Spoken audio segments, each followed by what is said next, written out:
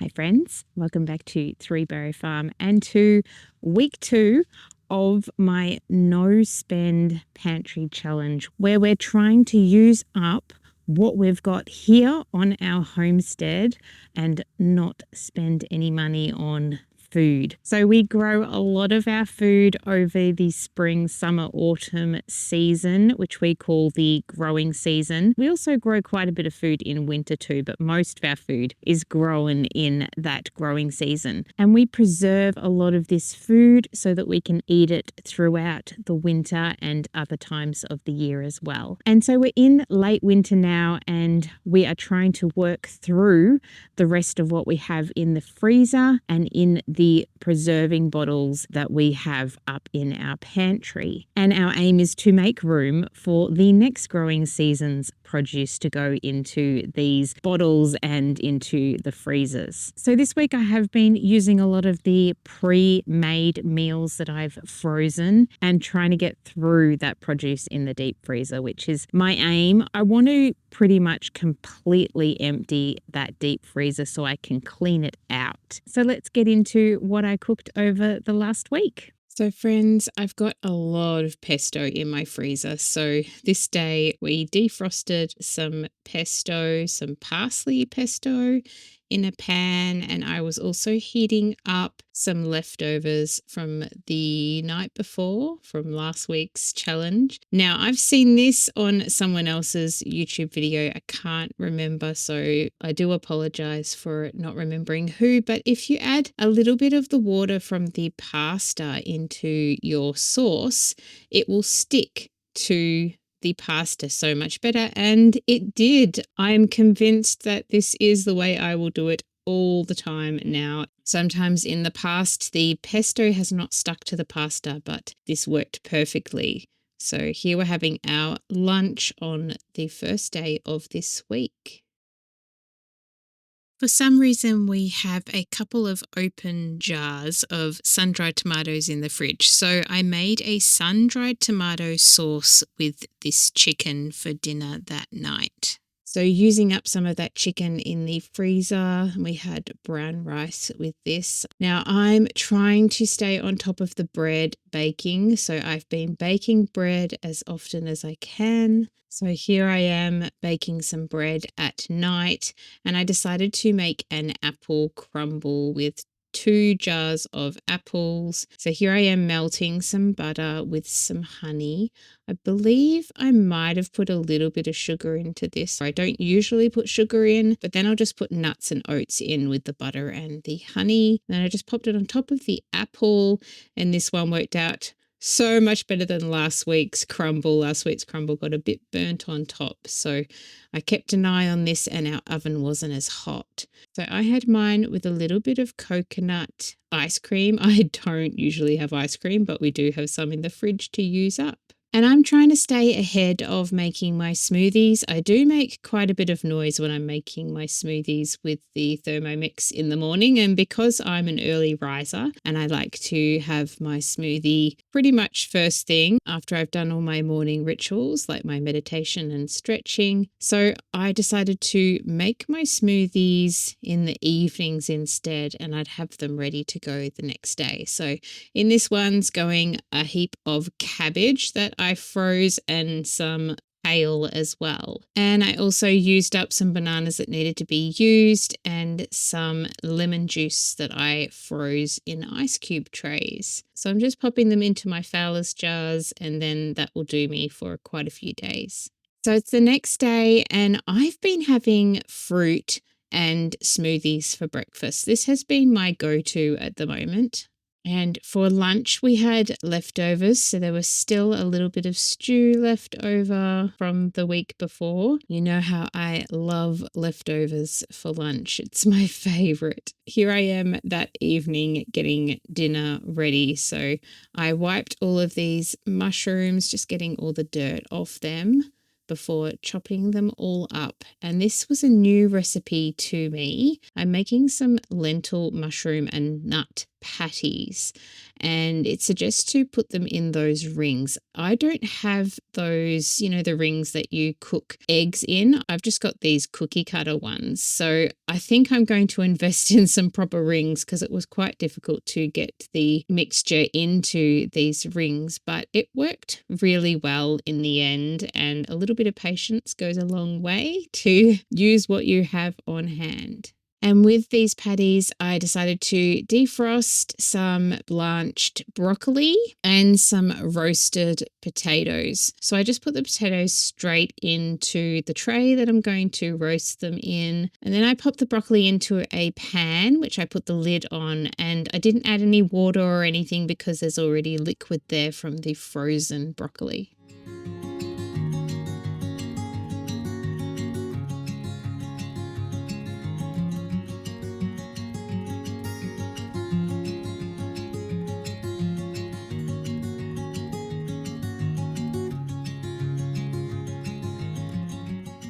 The mushroom nut and lentil patties turned out so well and everybody really enjoyed them. So I'll definitely be making them again. They were a Thermomix recipe, but I'll try and link below something similar to this recipe that you can try. Now, earlier that evening, one of my kids said they had a sore throat. So I've been administering fire cider and our tinctures to everyone in the house because we don't want to get sick. So we're just having a small, probably 2 teaspoons worth of fire cider. And I just add a little bit of warm water into this. I'm not adding hot water, just a little bit of warm so that it's not cold.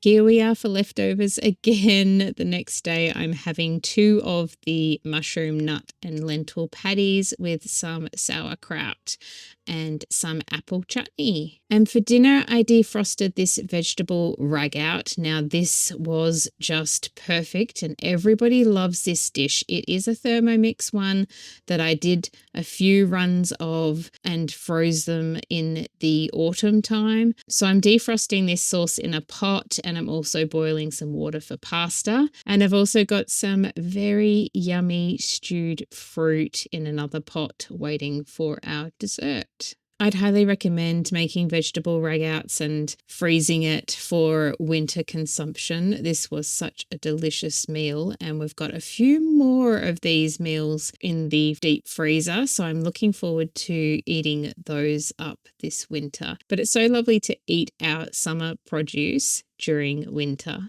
And you guessed it, the next day I'm eating leftovers again, and I just heated it up really simply by putting a lid on a pan on top of our wood stove. And I'm also having this eggplant dish, which I portioned out into single servings. So I had a bit of this eggplant dish with 2 of the patties that I made 2 days ago.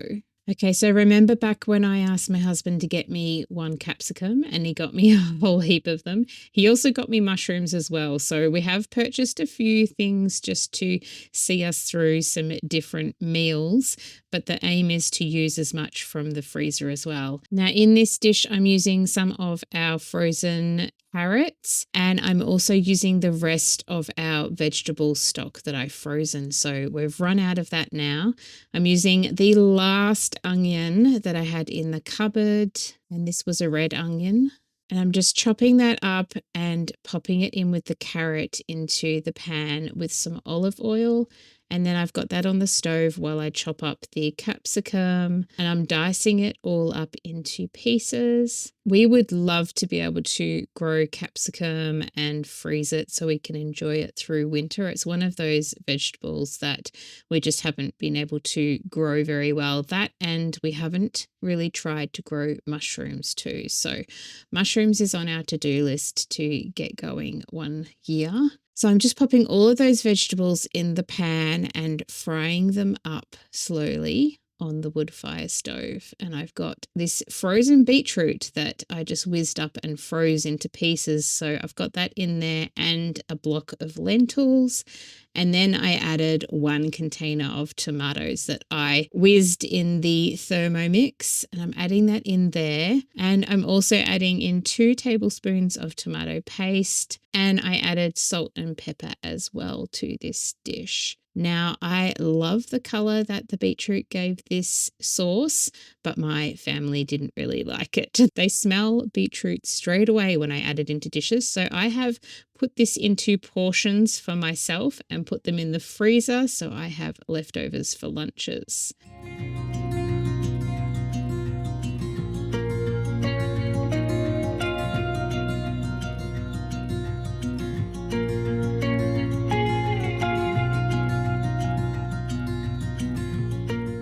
Now, this day I felt like something a little bit sweet, but not sugary sweet. So I looked up a recipe online and I will link it down below. It's a healthy rice crispy treat. So I really enjoyed putting this one together. It needed, I think, 4 cups of puffed rice. So I just used the rest of this bag here. I've got quite a few bags of brown puffed rice, and it had shredded coconut and cacao powder, and it had nut butter in it, but I didn't have any other nut butters other than peanut butter. So I added peanut butter.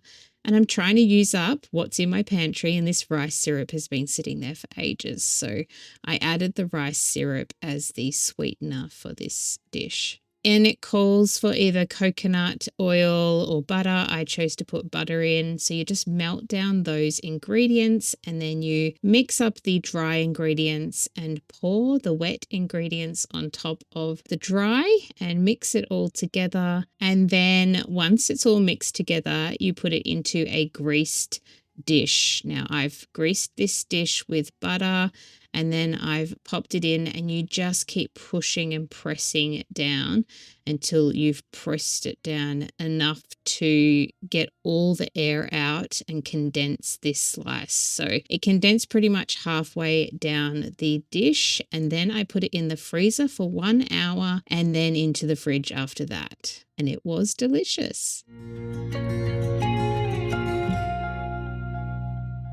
The next morning, the stove was still going, so I decided to make some porridge and heat up some peaches to go with our porridge. And of course, I had smoothie that morning again, and I had a small portion of porridge with the peaches and honey on top, and everybody else had porridge that morning.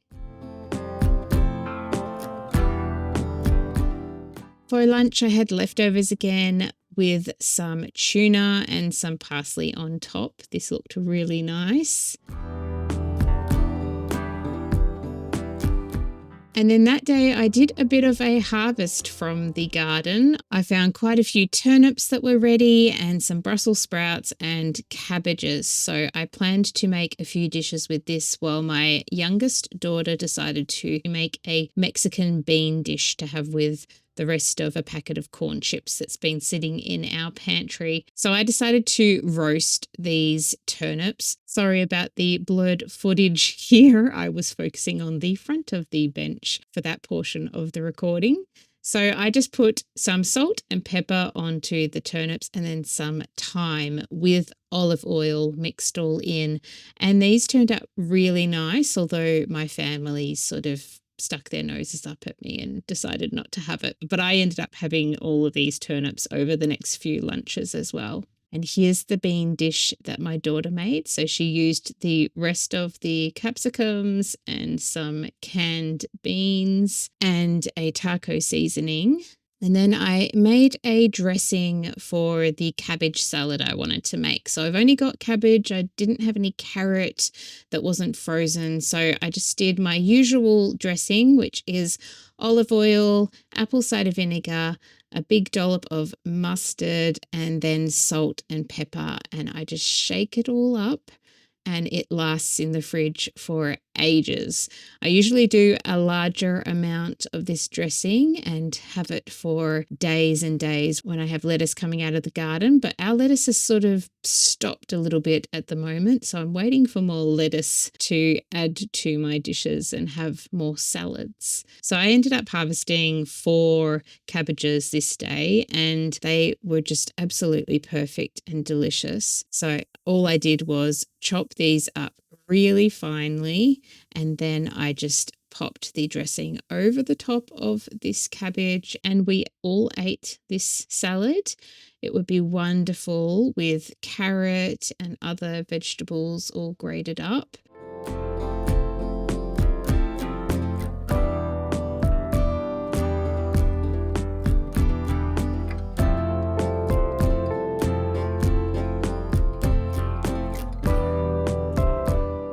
And then here's all of the dishes lined up, waiting for everyone to serve themselves for dinner. We absolutely loved the Brussels sprouts. I just did them in salt and pepper with olive oil, and they were perfect. But if you wanted to add something more to them, I would add some garlic to them as well.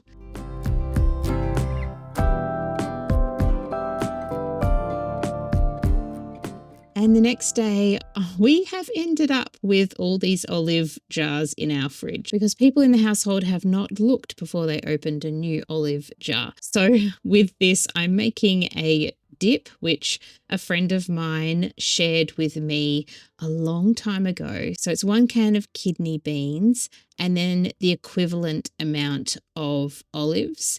So if you're measuring it out, 1 cup each, and then 2 to 3 tablespoons of tomato paste, depending on how tomatoey you want it to taste. And then I normally add fresh basil into it, but I've got all this frozen basil. So I added 2 small handfuls of basil.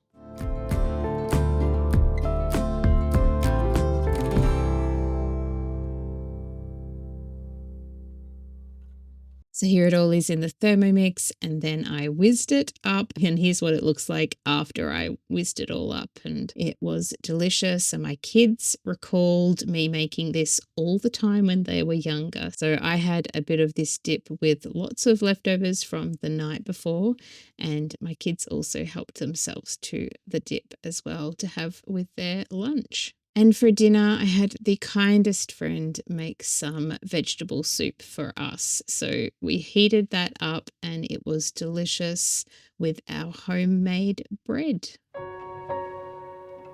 It's been so cold, guys, and very cloudy. So we have had the fire going all the time, and we can't use the electric stove or oven. So this is a blessing to have the wood fire on. This day I wanted to cook some chickpeas for dinner. So I'm doing a big pot of chickpeas. So I'm soaking them throughout the day. And for lunch, I had leftovers, which I warmed up in this little pan. And of course, the dip on top. So here is my homemade curry paste that I'm making. Now, this is following a Thermomix recipe. I will put the ingredients down that I use. I do change it slightly because I have different sort of ingredients at hand. But basically putting all of these ingredients in and whizzing it all up in the Thermomix. It's a super quick recipe. I actually ended up adding 2 garlic heads because they're quite small. I'm towards the end of my garlic now, and we're not going to have garlic for a little bit because I refuse to purchase it. So yeah, I just added everything into the Thermomix. It's such an easy recipe to make, and it really pays to make your own because you can tailor it to how you want it to be. So here it is all whizzed up, and then I just add it into containers, and you can put it in a jar, put some olive oil on top and keep it in the fridge. It will keep for some time, but I like to just whack it straight into the freezer. So I've got these little containers that, as you can see, I've used before because that's an old curry paste label there. And I'm just labeling the other 2 because it pays to label your things that you put into the freezer. So I'm making my favorite dish tonight, which is a chickpea and cauliflower curry. And last week when I made it, someone suggested to put some pumpkin in it. So I'm using a portion of pumpkin that I cooked up and put into the freezer in this dish, and it just melted down into the sauce, which was lovely. Now, just to note, I always skimp off the scum that comes to the top on my chickpeas, and I put this into the sink. I wash it down the sink. So make sure you do that when you're cooking your chickpeas. This will help eliminate the gas issues that can come with eating beans. And I got the biggest bunch of coriander I could harvest to put into this dish. We are just making the most of the coriander while we have it and while it's not going to seed. So this was my favorite way to finish off the week. Thank you so much for joining me for this week's meals. I'm really wanting to do a week of pumpkins because I have pumpkins that I need to use up. So please do send me your pumpkin ideas and recipes down below in the comments. Thanks, friends. See you next time.